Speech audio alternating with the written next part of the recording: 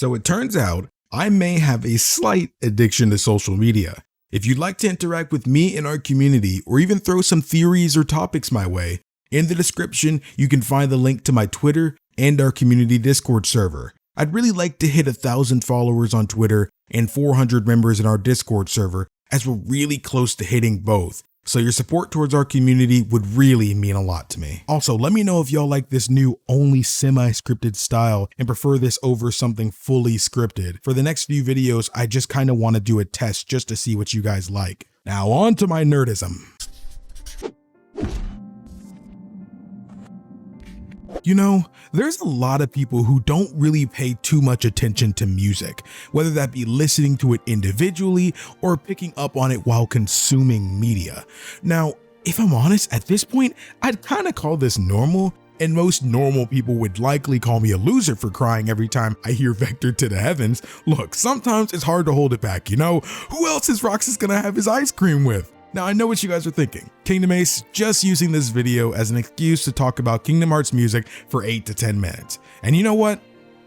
Stop being right about things. But this exactly is my point. Not just anyone can be this much of a loser. There's gotta be a reason behind the tears that keep coming when listening to this music. And often enough, when people like me can get emotional while listening to music is because of the memories tied to said songs, which obviously doesn't just go for video game music. There are certain songs by The Weeknd that I can never hear again without remembering the struggles of high school. And though my point obviously ties to what we'll call regular music for now, I personally feel it's more prevalent when dealing with movies and TV shows and, of course, video games. Moments from these forms of media are much more impactful when you have a visual scene to connect the music to.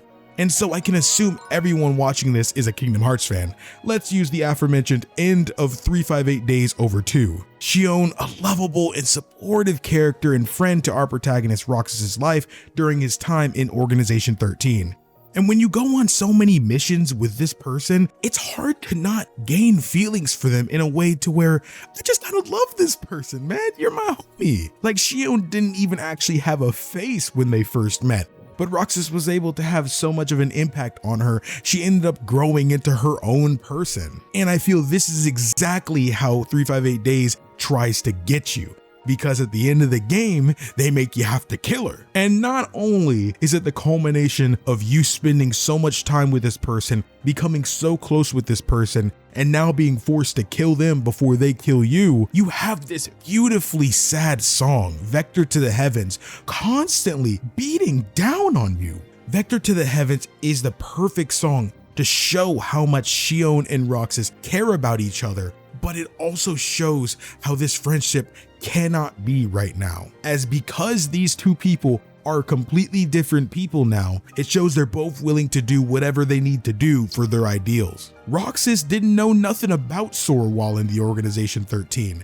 but Xion gained the knowledge of what she was supposed to be, which is why she went and tried to fight Roxas in the first place, so that way they can both return to Sora. But Roxas, just being the good boy he is, he doesn't even know a Sora. Why should he have to give his life that he's gained, that he finally has friends in, for this person that he doesn't even know? And when listening to Vector to the Heavens, it just goes and you can feel duality in this song.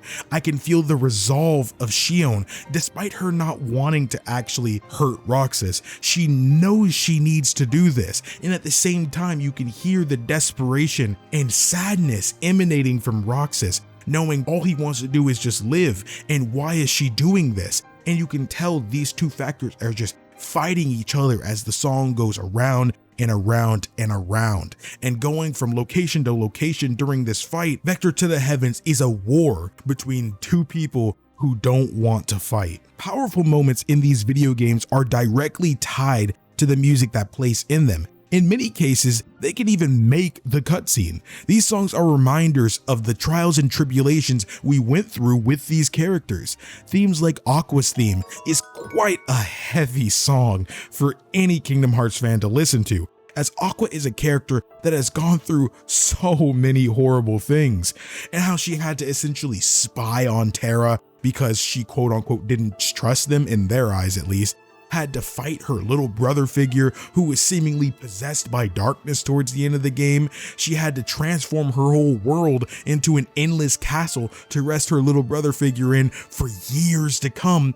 She had to fight Terra, who was possessed by Xehanort, which led to her sacrificing herself to wander in a realm of darkness for over a decade, constantly being hunted day in and day out by the monsters of the dark, and in the end being infected by the darkness. This kind of thing is overly horrible. I honestly don't know how Aqua is emotionally alive at this point, but I think in itself is exactly what Nomura wanted us to feel. This is exactly what Yoko Shimomura was trying to emphasize when making this song. Because just like I asked that question, I don't understand how Aqua can emotionally be alive at this point.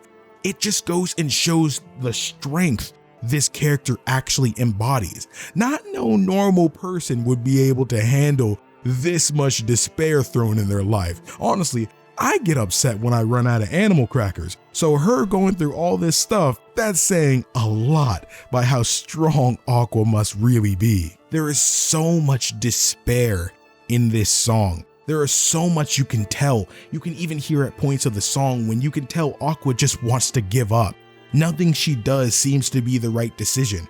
A lot of people try to get on Terra for making bad choice after bad choice in this game, but at the end of the day, Aqua arguably had it worse. Because at the end of the day, every time she made a decision in her experience as a Keyblade wielder, she ended up making somebody horribly mad and turning others against her. She didn't realize getting caught having spying on Terra and Ven would turn them both against her. She was just doing what she was told, and it wasn't for the reasons that they originally believed. It starts to even drain on her, making her wonder if she was even doing the right thing. Should she have done that request for her master? But if she didn't go out there and spy on them and check up on them, that's why in Aqua's theme, when I listen to that song, all I can get from that is the despair of a person not knowing if every choice they make is the wrong one. And I feel that's honestly really realistic. A lot of times in life, we all feel something similar. I don't know about you guys. I don't know. You guys seem pretty perfect to me, but at least in my imperfect life, I feel like I know the right choice to make initially. But then as time goes on, when I'm making these decisions, I'm starting to question myself halfway through. Is this the right decision? Did I make the right choice? It's hard not to think about these things when hearing the sad strings that make up Aqua's theme. And a similar statement can be said about Roxas's theme as well. Definitely had to tie our boy in here as well. One of Roxas's themes that I know everyone is a fan of is The Other Promise. It reminds you a lot of Roxas's journey and all the crap he had to put up with, even from his own friends, and in the end leading to the removal of his own memories. Roxas was a nobody who, of course, came to be at the end of KH1 when Sora had to release Kyrie's heart from within himself. Roxas, as I'm sure you all know, was an anomaly among the nobodies. He, unlike many of the others, didn't actually have memories of his previous life when becoming a nobody. And I think this added into his susceptibility of his emotions. Roxas's emotions tended to leak out quite a bit during 358 Days Over 2. Roxas constantly had to deal with the frustration of knowing that his friends were keeping him away from the truth. Everything from Axel keeping the truth away from who Roxas really is, and Shion going on her own, learning about what Sora really is to her, and not sharing this information with Roxas as well. These people to Roxas were supposed to be his best friends. And best friends don't keep secrets like this from each other. And the fact that even when presented this statement, they still didn't end up cooperating, especially when the other two, Axel and Shion, would begin to fight one another. It made Roxas start feeling like there was a war going on all around him, but he had no idea who was really in the battle and why it was even going on in the first place. It's hard to not feel the despair Roxas felt and the sadness when he's realized that he doesn't get to live the way Sora does. He has to give up his life that he's been enjoying for Sora because Sora's the real one. He was the original one. Roxas didn't ask to be born, but because he was, he feels he's owed the life that he was given. But now everybody's so adamant on taking this away from him. You can just feel the disparity of a boy who just wants to live. But this doesn't always go for those heart-stabbing songs. No, sir. Kingdom Hearts knows when to throw down for the epic moments just as well. such as we'll use Sora vs Xemnas from Dream Drop Distance as an example. La Oscarita del Ignato as the final boss for Sora's side is impeccable. It captures the desperation in Sora's heart, how he's not even sure fighting anymore is even the right thing to do for himself, because he may die if he just lets these people kill him or fall to darkness because he's came this far. And it shows how confident Xemnas and Xehanort were that there was nothing Sora could do at this point. Whether he fights or gives up, they've got him cornered here, like a predator when he's locked onto his prey, and it's pretty much game over now. Now, I'm not too sure how long this video will be. I tried to include some music, but not too many. Now, if y'all want to go even more in depth about individual songs in the series and how it makes us feel, join me for a live stream where we do just that. And if you hit that notification bell after subscribing, you'll find out when that stream is. Nailed that promo. But down below, let me know what Kingdom Hearts songs specifically hold a special place in your heart, and give your thoughts on other people's answers too. I want to join in on the discussions.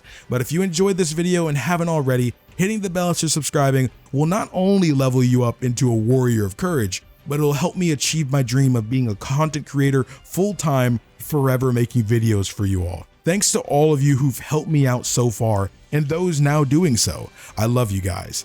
Thanks so much for watching, and remember, my warriors of courage, stay strong, stay beautiful, and always look skyward.